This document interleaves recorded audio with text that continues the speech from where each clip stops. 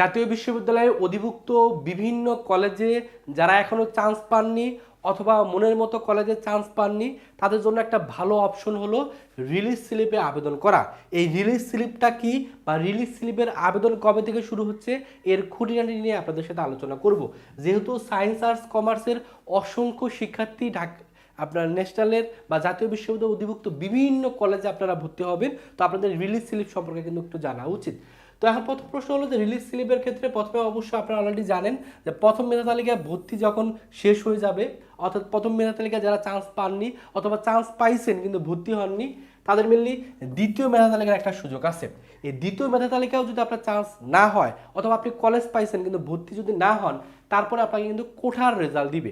এই কোঠার রেজাল্টের পরেই মেনলি রিলিজ স্লিপটা শুরু হবে। তো এখন কিন্তু মেনলি দ্বিতীয় মেধা তালিকার কার্যক্রমটা চলমান আছে। এই দ্বিতীয় মেধা তালিকার আবেদন ফর্ম এটা মেনলি 11 জুন পর্যন্ত চলবে। 11 জুনের ভিতরে যারা মেনলি দ্বিতীয় মেধা তালিকায় চান্স পাইছেন অথবা প্রথম মেধা তালিকায় আপনার মাইগ্রেশন হয়ে আপনার অন্য কোনো সাবজেক্ট আছে, সেক্ষেত্রে তাদের কার্যক্রম 11 জুনের ভিতরে কমপ্লিট করতে হবে। এটা নিয়ে কিন্তু বিস্তারিত ভিডিও অলরেডি পাবলিশ করছি। এখন প্রশ্ন হলো তাহলে রিলিজ স্লিপটা কবে থেকে শুরু হচ্ছে বা রিলিজ স্লিপটা কি? রিলিজ স্লিপটা হলো যে আপনি যখন প্রথম মেধা তালিকায় আপনার চান্স হয়নি অথবা চান্স পাইছেন কিন্তু আপনি ভর্তি হননি, দ্বিতীয় মেধা তালিকায় আপনি চান্স পাননি অথবা চান্স পাইছেন কিন্তু আপনি ভর্তি হননি, তার অথবা কোটাতেও আপনার চান্স হয়নি বা চান্স হয়েছে কিন্তু আপনার মন মতো কলেজ আসেনি জন্য আপনি ভর্তি হননি, সেক্ষেত্রে আপনি রিলিজ স্লিপে আবেদন করতে পারবেন। এই রিলিজ স্লিপটা মেনলি এখানে মেনলি দুইবার দেয়, একটা প্রথম রিলিজ স্লিপ, একটা দ্বিতীয় রিলিজ স্লিপ। প্রথম রিলিজ স্লিপে আপনি 5টা কলেজে আবেদন করতে পারবেন। এই 5টা কলেজ বাংলাদেশের যে কোনো প্রান্তে যে কোনো 5টা কলেজে আবেদন করতে পারবেন এবং 5টা কলেজে যতগুলো সাবজেক্ট আছে ইলিজিবল সবগুলোতে কিন্তু আবেদন করতে পারবেন। তো প্রথম রিলিজ স্লিপে যখন আপনি আবেদন করবেন, আবেদন করার পর সেখান থেকে আপনি একটা কলেজে একটা সাবজেক্টে আপনি চান্স পেতে পারেন। কোনো কারণে যদি প্রথম রিলিজ স্লিপে চান্স না হয়, সেক্ষেত্রে আবার দ্বিতীয় রিলিজ স্লিপে আবেদন করার সুযোগ দিবে। এই দ্বিতীয় রিলিজ স্লিপে আবার আপনি 5টা কলেজে আবেদন করবেন, সেক্ষেত্রে কোনো ধরনের আবেদন ফি দিতে হয় না। প্রথম রিলিজ স্লিপ বা দ্বিতীয় রিলিজ স্লিপ শুধুমাত্র অনলাইনে আবেদনটা করতে হয়। আর অনলাইনে কিভাবে আবেদন করতে হয় যখন আবেদন শুরু হবে বিস্তারিত ভিডিওর মাধ্যমে কিন্তু আপনাদের জানাই দিব।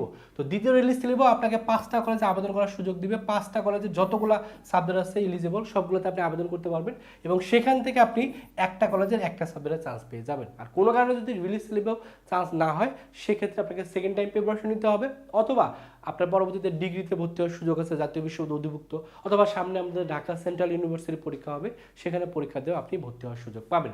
এখন আপনাদের মনে প্রশ্ন হলো রিলিজ স্লিপটা কবে থেকে শুরু হতে পারে? তো যেহেতু দ্বিতীয় মেধা তালিকার কার্যক্রম মিললি 11 জুন পর্যন্ত চলবে, 11 জুনের পরে মিললে আবার কোঠার রেজাল্ট দিবে। এই কোঠার রেজাল্ট ধরা যাচ্ছে যে জুন মাসের শেষের সপ্তাহে চলবে।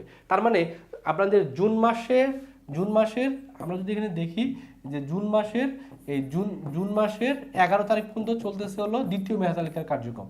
তারপরে কোঠার কার্যক্রম, কোঠাতে যারা আবেদন করবেন সে তাদের ভর্তি নিয়ে চলবে হলো জুন মাসের শেষের দিকে কথা শেষের সপ্তাহে আমি যদি 20 থেকে 30 তারিখ পর্যন্ত ধরি, তারপরে তাহলে জুন, তারপর জুলাই। এই জুলাই মাসে আমরা আশা করতেছি জুলাই মাসের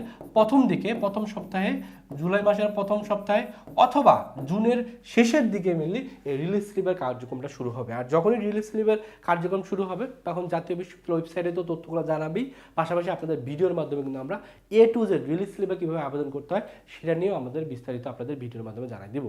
এজন্য রিলিজ স্লিপের বিষয়টা কি এই জিনিসটা আপনাদের সামনে তুলে ধরলাম, আশা করি জিনিসটা বুঝতে পারছেন। তারপর যদি রিলিজ স্লিপ সম্পর্কিত কোনো প্রশ্ন থাকে ভিডিওর কমেন্ট সেকশনে প্রশ্ন করবেন, আমরা চেষ্টা করবো উত্তর দিয়ে দেওয়ার জন্য। তো যাদের জাতীয় বিশ্ববিদ্যালয়ে মন মতো সাবজেক্টে চান্স হচ্ছে না তাদের হতাশ হওয়ার কিছু নাই।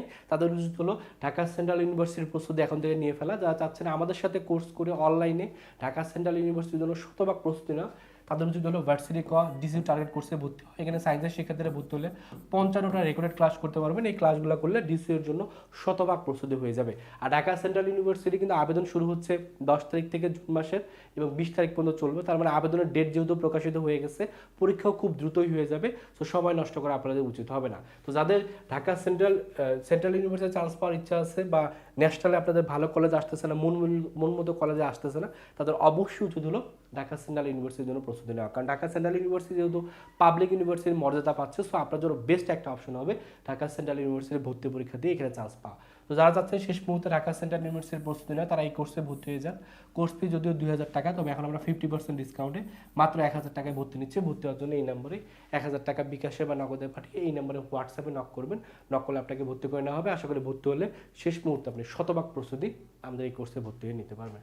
আমাদের অনলাইন এক্সাম ব্যাচও আছে, কোর্স ফি 500 টাকা, বিজ্ঞান মানবিক বাণিজ্যের জন্য আলাদা আলাদা এক্সাম ব্যাচ আছে। এখানে ভর্তি হলে 85টা এক্সাম দিতে পারবেন। পাশাপাশি যত ধরনের সহায়ক বই দরকার ডিসির জন্য তারও সফট কপি পেয়ে যাবেন। ভর্তি হওয়ার জন্য এই নাম্বারে 500 টাকা বিকাশে বা নগদে পাঠিয়ে এই নাম্বারে হোয়াটসঅ্যাপে নক করলে ভর্তি করে নেওয়া হবে। তো এই হলো ঢাকা জাতীয় বিশ্ববিদ্যালয়ের রিলিজ স্লিপে কীভাবে আবেদন করতে হয় বিস্তারিত তথ্য আপনাদের সামনে তুলে ধরলাম।